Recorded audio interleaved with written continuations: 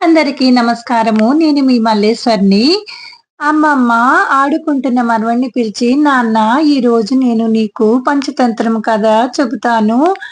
తెలివైన కోతి ముసలి కథ. అనగనగా ఒక అడవిలో ఒక మడుగు దగ్గర కోతి జామ పండ్ల చెట్టు మీద ఆడుతూ, పాడుతూ ఉంటుంది. అదే కొలంలో ముసలి ఉంటుంది.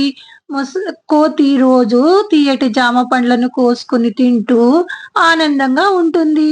ముసలి ఒక రోజున వచ్చి నాతో స్నేహము చేస్తావా అన్నది. ఓ అలాగే అని తన దగ్గరున్న జామ పండ్లను ఇస్తూ ఉండేది.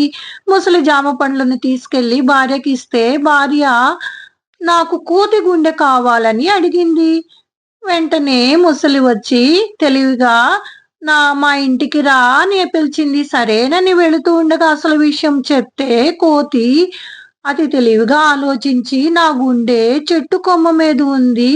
అయ్యయ్యో! ఎనక్కి పద అంది. వెంటనే వెనక్కి తీసుకొస్తే చెట్టు మీదకి ఎక్కి కోతి నవ్వుతూ ఓరి మూర్ఖుడా! గుండె బయటుంటుందా అని నవ్వింది. ముసలి సిగ్గుతో వెళ్ళిపోయింది. చూసావా కన్నా అపాయాన్ని ఉపాయంతో తప్పించుకోవచ్చు. కథ బావుందా?